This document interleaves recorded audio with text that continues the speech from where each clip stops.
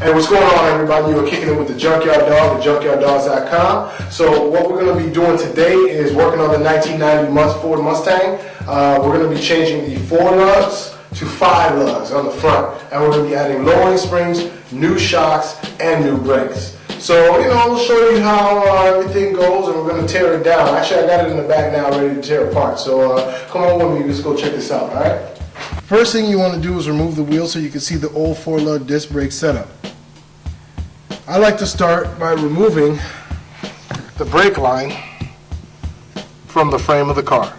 Now that the brake line has been removed, and I put it to the side here, next we're going to move down here to the caliper bolts. They are removed with a T50 Torx bit. I like to use a breaker bar just to make it a little bit easier. And after I use a breaker bar, I just take it loose and use a regular ratchet.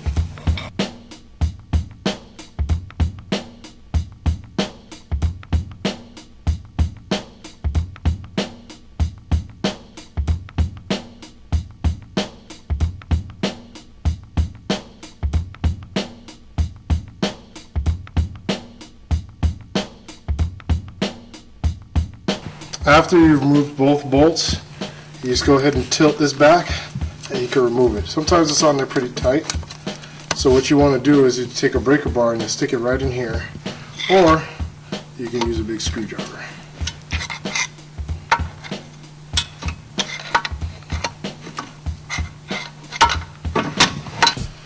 Alright, once you get the 2 bolts out, take it out, yank it off. Take out the whole assembly. It's the old caliper. Stick it to the side. It's still good. These are your brake pads.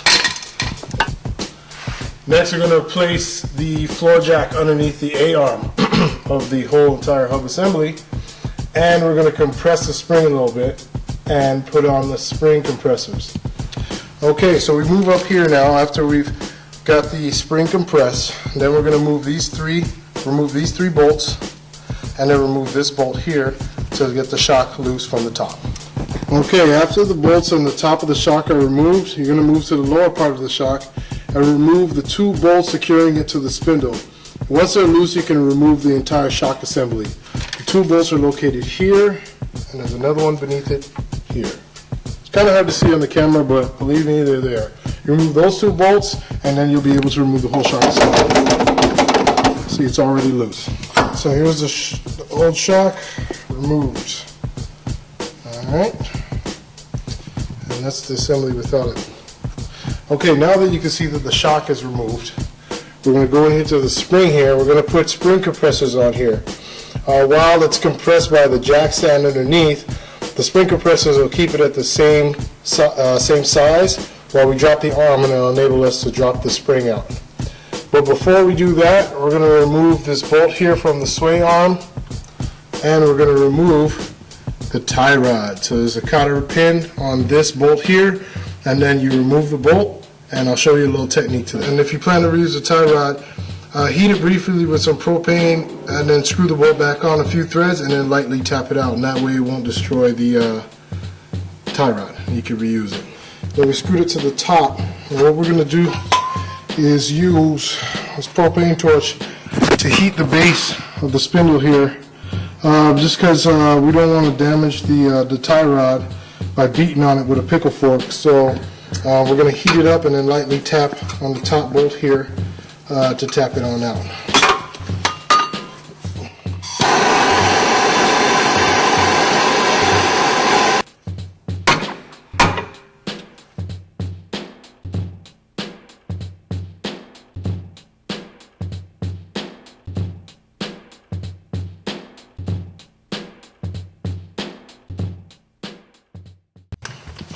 Okay, now that the spring compressors are in place, we're going to remove the cotter pin that's at the back of this spindle.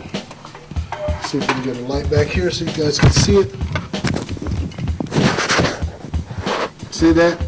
So we're going to remove this cotter pin here, we're going to remove this bolt and take it loose and heat it up, same way we did the tie rod, and give it a light tap here and it will take the spindle loose.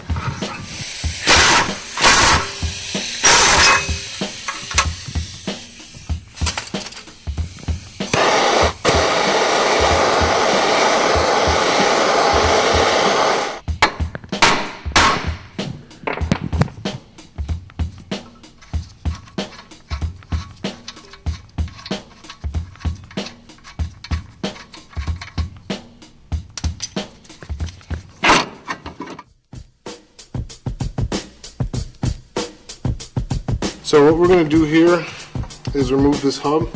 So what we'll start with is this cap. Take this cap out, and then there's a castle nut in there with a cotter pin, and you remove those, and then the whole thing will slide out. There'll be a little bearing in there, and then a bearing on the inside that's pressed into this. So yeah, you just take this off and move to the next step.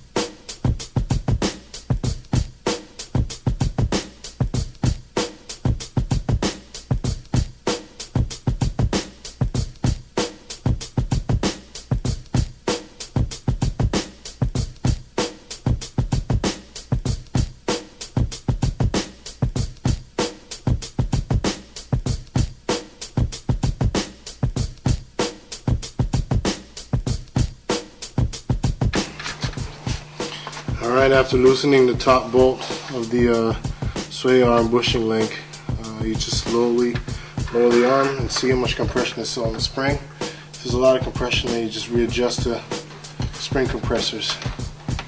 It looks like it's coming down. Oh yeah.